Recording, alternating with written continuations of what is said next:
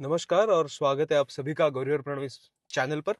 इस बार हम जो बात करने वाले हैं वो एक बहुत की कमाल की किताब है।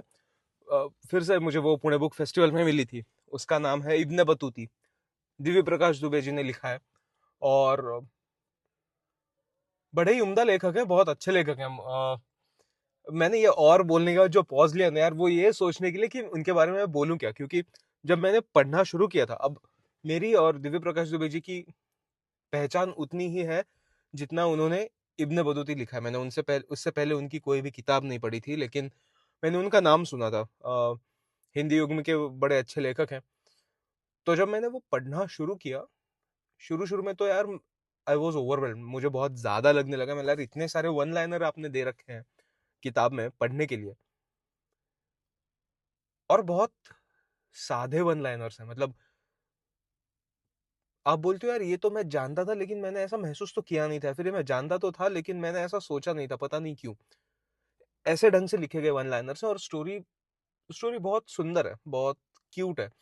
जब आप वो स्टोरी पढ़ने लग जाते हो ना यार, वन लाइनर्स बहुत ज्यादा है। आप हर पैराग्राफ में एक एक वन लाइनर आपको मिल सकता है।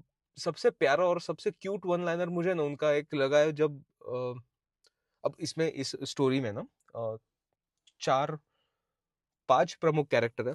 एक तो राघव है, फिर उसकी माँ है शालू, फिर राघव की दोस्त है निशा, और एक बंगाली बाबा है, और फिर एक आलोक कुमार है।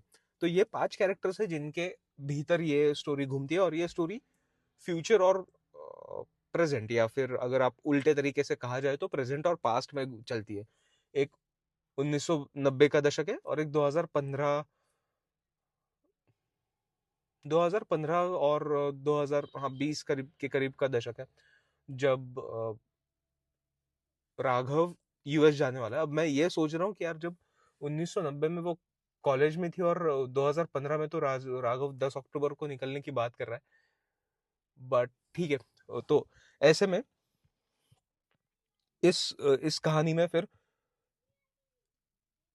राघव को ये पता चलता है कि उसकी माँ का किसी से प्रेम था जब वो कॉलेज में थी, और वो इस बात को कैसे डील करता है। और फिर आगे जाके ना ये बात बहुत मतलब उसकी माँ का प्यार बहुत पॉलिटिकल टर्न ले लेता है, जिसकी वजह से उनके बीच में लाइफ में बहुत चेंजेस हो जाते हैं।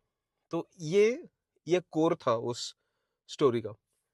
उस स्टोरी के आखिर में उन्होंने बहुत सही सवाल पूछे हैं कि अगर आप राघव होते तो क्या करते, अगर आप राघव की माँ होते तो क्या करते, अगर आप सेम सिचुएशन में हो और आपको ऐसा होता तो आप क्या करते। और बहुत सुंदर तरीके से उन्होंने एक्सप्लेन नहीं कहूंगा मैं, लेकिन कहानी को इस तरीके से रखा है ना कि कहानी में कुछ गलत नहीं लगता, लेकिन कभी कभी हमें हमारी सोच गलत लगने लगती है कि हाँ यार, हम ऐसा क्यों सोच रहे थे, पता नहीं। तो ये जो बताने का ढंग है वो बहुत सुंदर रखा है उन्होंने। लेखनी से उनके लेखनी से बहुत ही अच्छे से वो एक्सप्रेस होता है। जैसा कि मैंने बोला था कि वन लाइनर्स बहुत है, और वन लाइनर्स बहुत ही अच्छे हैं। पहले पहले मैं ओवरवेल्म हो गया था कि इतने सारे वन लाइनर्स क्यों है, लेकिन उसके बाद बाद है ना, वो बहुत अच्छे रियलाइजेशंस देने लगते हैं आपको, आपकी जीवन के बारे में, आपके प्रेम के बारे में, आपकी समझदारी के बारे में, और समाज के बारे में, और समाज की क्या सोच है इसके बारे में। हर एक पहलू पर बहुत अच्छे वन लाइनर। सबसे प्यारा वन लाइनर जो मुझे लगा था ना, वो था कि हर माँ हंसते हुए चिड़िया लगती है। हर माँ हंसते हुए चिड़िया जैसी लगती है। अब कब करते हैं हम कंपेयर अपनी माँ को चिड़िया से, या फिर किसी की भी माँ को हंसते हुए चिड़िया से कौन कंपेयर कर सकता है। ये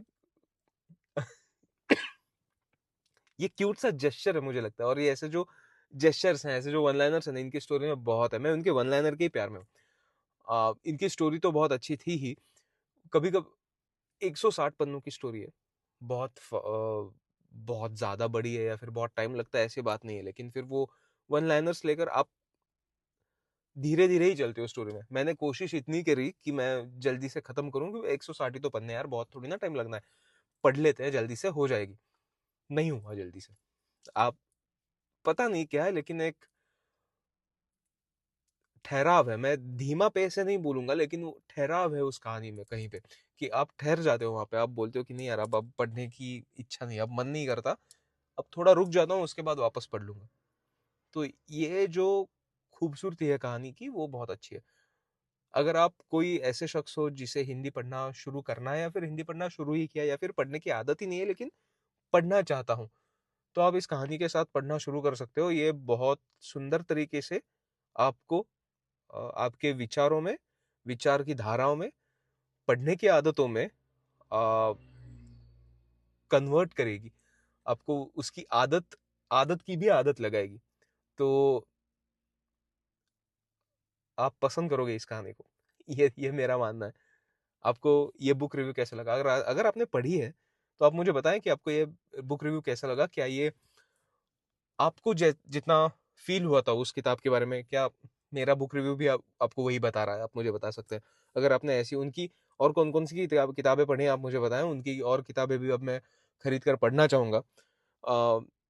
जब से मैं बुक रिव्यू करने लगा हूँ, मेरे मन में ये ख्याल बहुत आने लगा, और ये मुझे पसंद भी आ रहा है कि अगर एक लेखक आपको मिल जाता है, आपकी उसकी पहचान हो जाती है, आपको उसके लिखने के स्टाइल की पहचान हो जाती है, तो फिर आप उसका हर एक लिखा हुआ एहसास, हर एक लिखी हुई कहानी, अ, हर एक चीज पढ़ना चाहते हो। तो वैसे ही अब, जबकि अब मैंने इब्ने बतूती पढ़ लिखी है, लिखी कहाँ है यार, जब मैंने पढ़ी है, तो मैं चाहूंगा कि अब मैं उनके बाकी के भी किताबें पढूं और आपको आपके सामने पेश करूं कि आपको कैसे लगे वो। आप मुझे भी बताएं, मुझे कैसे लगे मैं आपको बता दूंगा। और बाकी के बुक रिव्यूज भी है, आप वो भी सुने। आपने कोई किताब पढ़ी हो जो आप चाहते हो कि मैं बुक रिव्यू करूं, तो मुझे वो भी बताएं। और ऐसे ही हम मिलते रहेंगे हर मंगलवार ठीक 10 बजे। तब तक के लिए अलविदा। चैनल को सब्सक्राइब जरूर करिए। मिलते रहेंगे।